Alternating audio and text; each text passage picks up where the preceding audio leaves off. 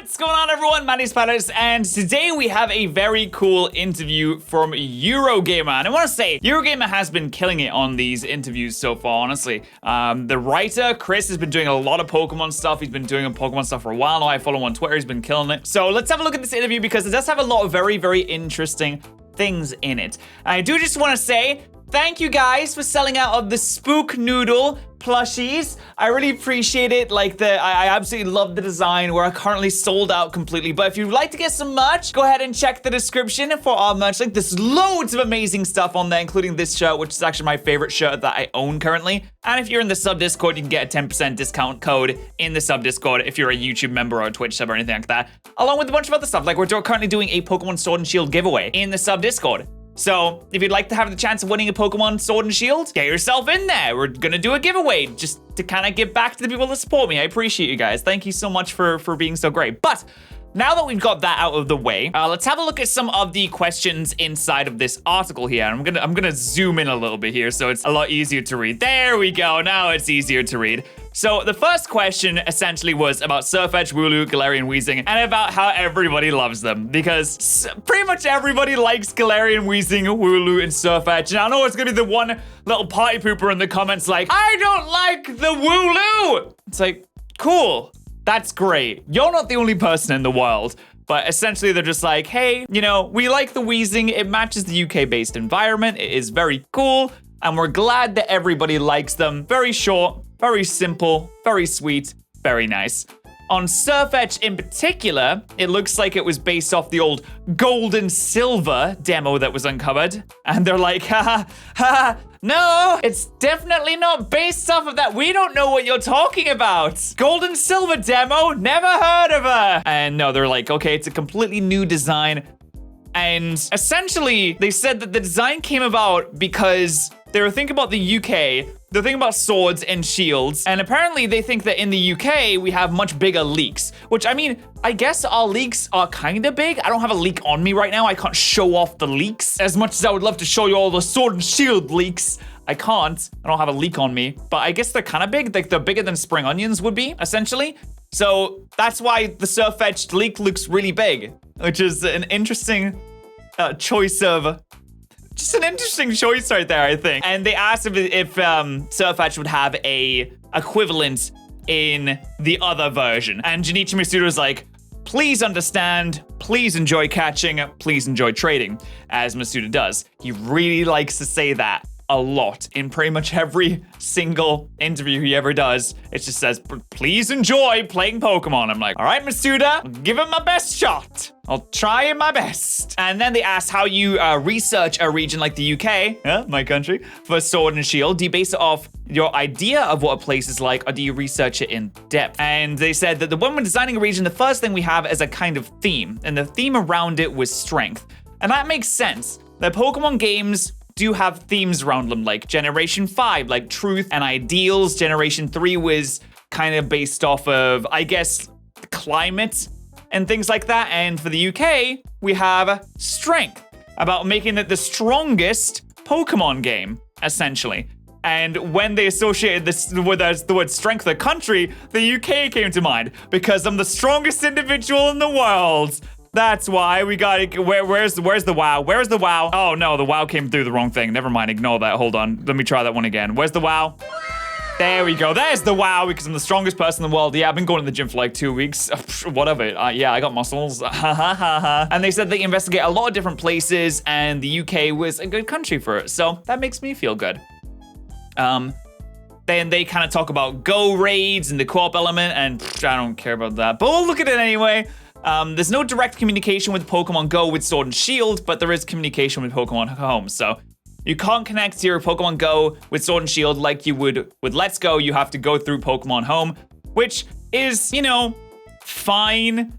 And then they ask, how do you balance the different fan bases of Pokemon, like the anime people, the people who play mobile games, the people who've been playing this since the beginning and really like, you know, the main series of games? And their answer was insane tutorials. They're like, yeah, we put in a really big tutorial every time we make a new game. Essentially, I mean, as we're going through this, you can obviously pause and read the answers as we go. I'm just kind of giving a TLDR which is a too long didn't read, by the way, if you didn't know, of all the different answers here. What we really want to do, whether it's someone's played Pokemon Go or Pokemon Masters and is now interested in playing Sword and Shield, when they start, they're good, basically, essentially. That they're not gonna be like left behind, which I mean, I'm sure they'd be fine.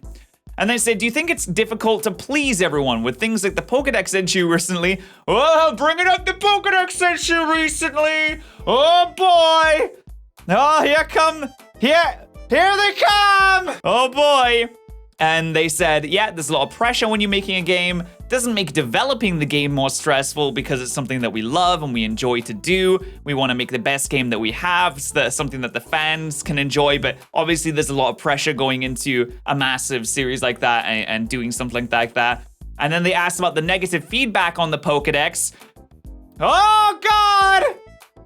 Here they come! The sweaty nerds are coming! Oh my God, I'm just waiting for someone to take that the wrong way, honestly. Like, the whole Pokedex issue, I don't really care that much anymore. Like, obviously, I'd rather have all the Pokemon in the game than not. I'm not gonna be a little baby about it, though, at this point. And Masuda said, of course, you see these negative comments, and as a developer, it does make you feel down, but at the same time, you have to take criticism. For example, with Let's Go, early on, there were a lot of comments that it was too easy, it was too kid-focused, and that thing.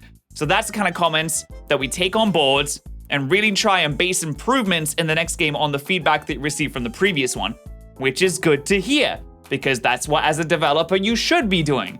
Taking the criticisms of your games on board and then using those criticisms to improve the next game. That makes sense. That's, that's what you should be doing, really. And he said, with regards to the Pokedex issue, that was something that was a hard decision internally. There were a lot of discussions about it, which direction we should take. Ultimately, we felt overall for the game, focusing on creating the richest experience we could and leaving the Pokedex as we did was the best solution overall. So obviously they had the and ahhed over it for probably like a really, really, really long time.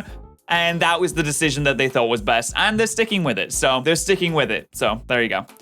Which is interesting because I just had that point where you take feedback on and use it to improve the next game. And then they're kind of sticking with this despite the feedback. I guess if the Pokemon Sword and Shield comes out and everyone is still going on and it's still like a very, very important thing for those people, if there is enough of a voice for that, then that could influence how they make the next game. Essentially, I think they're waiting to release this game to see, okay, here it is.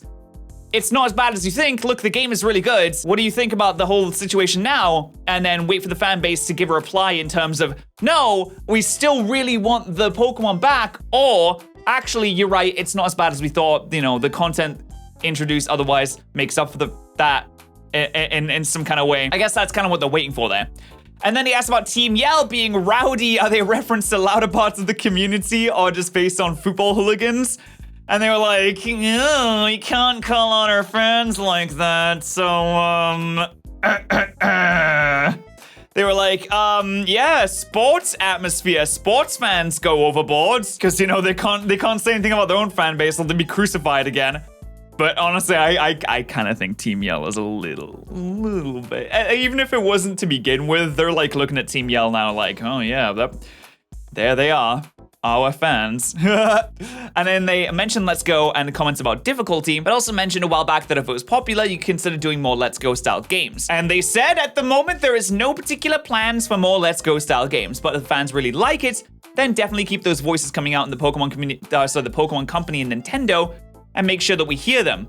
Ha ha ha ha ha ha ha ha ha ha ha ha ha. We want to hear those comments. So basically, if people keep yelling and yelling and yelling, give me more Let's Go, then they'll make another Let's Go game. But if people are kind of quiet about it, maybe not.